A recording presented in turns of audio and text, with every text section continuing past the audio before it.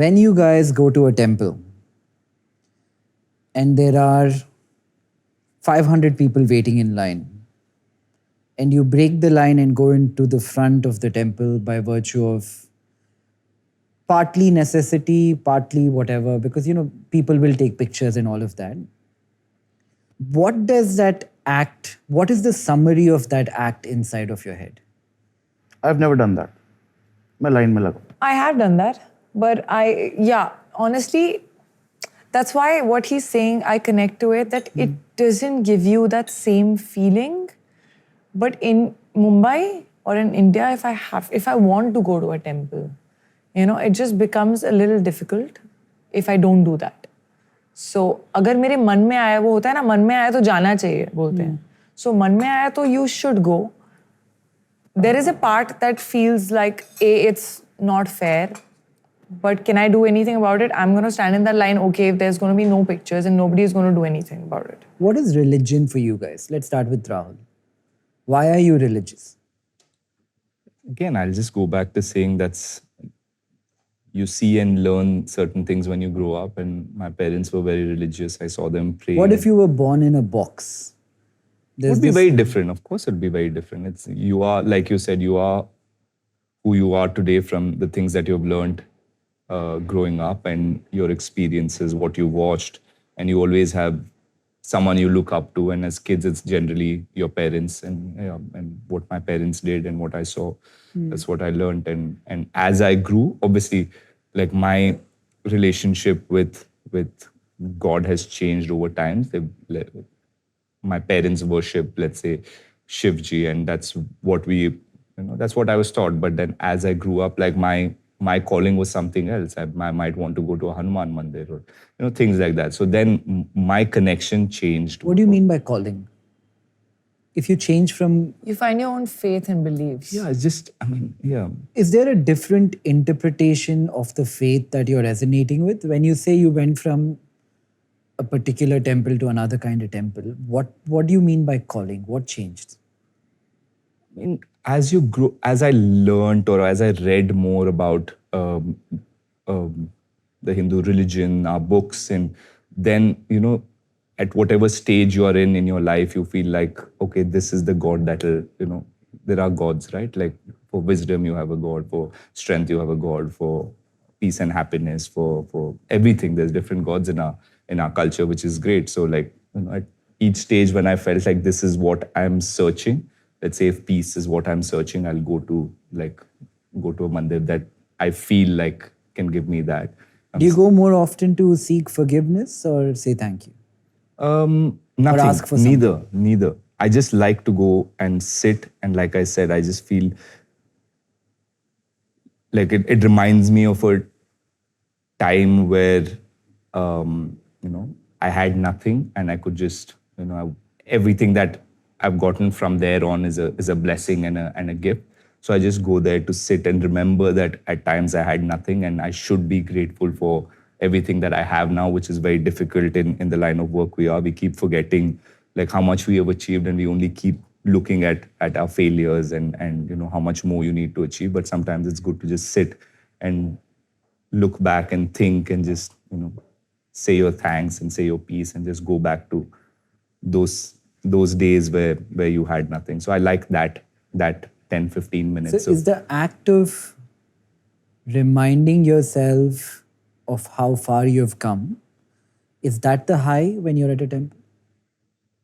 It's not a high, but I feel like it's necessary to remind yourself sometimes of what you're here for, what your goal was when you set out to, when I set out to be a cricketer, or when I wanted to achieve my dreams. But why is it necessary to remind yourself? I just like having that balance and not getting too far ahead. Sometimes you feel like, oh, I've played cricket for 10 years now. I should be doing this, or I should get into a team like very easily, or I should get my runs and all of that. But so in your journey of garnering power, think of it as an embellishment or a euphemism of any other word, but you're on step 1, you go to 2, you go to 3, you go to 4, you go to 5.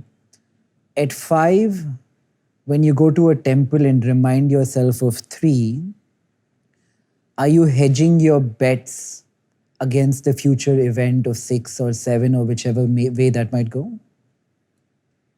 All I'm trying to do is not worry about the 6 and 7. I want to And remind. it appeases that anxiety in you. Yeah, it does that. And then you just, like, I don't like having, I don't like going onto a cricket ground wanting to achieve anything. It's something that gave me joy as a kid, and that's why I started playing the sport. So I, I wanted to remain as much as possible just about that, about having fun, about, it also has a lot to do with, I was good at cricket. Other things maybe I was not so good at, so I chose this. So I just want to remind myself that, okay, 6 and 7 is, or getting higher is a process that will happen, but don't be desperate about it, or don't go searching for something higher than where you already are. So I grew up, my father was extremely pious. He used to do 2 pujas a day. We used to celebrate Diwali with a puja. We have Ganesh at a home for 5 days, Ganesh in RK Studios for 10 days. We celebrate every festival. We have Navaratras at home where we grow the kheti and mata. So God was a very big thing growing up. And I think it made it gave a lot of peace to my father. My mother was less religious, lesser than my dad, but it made him happy. So she used to do it. So we as kids saw them. Like you said, kids see their parents and try and emulate that. So I have a good feeling about God. I've never, I realized very early on that my manifestation power is very strong. If I ask something from God, I was getting it too easily. So at a very young age, I stopped asking because I said I'll save it for a rainy day, and I was very young when I was having this conversation with myself. But I think since then, every night I say thank you God and I go to sleep. So I've never ever asked God for something, even when I'm in trouble, even when like my mother's fighting with me and I don't have another conflicted conversation with her where she's going to cry and stuff like that. Or I want a film to succeed, or I want to buy something. I've never asked for that. So my relationship with God is a lot of gratitude, and I feel very, very grateful for the place I'm in, of everything that I have, and so that kind of sums up my relationship with God.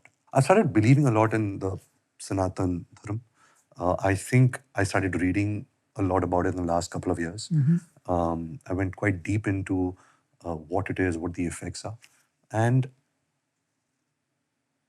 see, you believe it or you don't believe it. If you believe it, it's like hope. It's like giving yourself a good system, good values. Now, you could teach your child, I'm giving you an example of my child, I could teach her values that I have kind of made up with my experiences. Or I can teach her the values of what we all know, what God wants or expects us from. And I think there's something good about it. I feel when I sit for puja, I feel connected. I feel there's some connection. I feel good about myself, the good energies. I do yoga, chanting every day for an hour. And when I'm hearing the mantras that my guru's reciting, I feel good. I believe it. So I believe in God. I feel like I have been so lucky in life that it's unlikely if somebody did not like me. But in organized religion, I find the hypocrisy so much that I don't know what to think about that. Like, I'll give you an example. I go to temple sometimes. Whoever can afford it, or some popular person or whatever who comes there, cuts the line, goes in, people are waiting. Like, I just don't, it doesn't sit, the entire thing doesn't sit well with me. I'm like, what is it? Because somebody has paid more money, they get access. Somebody wise said this: whatever is higher in your list of beliefs, in that hierarchy is your God. Nice. Yeah. So So then who is your God then? I'm trying to think of my list of Work. beliefs. Work. My mother was a music teacher. For her, music is God. What's yours? Thinking. You can say it's work. Work is worship also. So, and there's nothing wrong with it. I don't know if work is it. I don't know. Interesting concept though. I have to like really. Have you ever like, spoken about God in any of your podcasts? No. I haven't spoken about all of this in any of Oh, my really? Okay. podcasts, Yeah, I've never. Because it's always like a subject, right? We're talking about AI or this or that. This is more like life. So I'm speaking a lot more about myself than I have ever.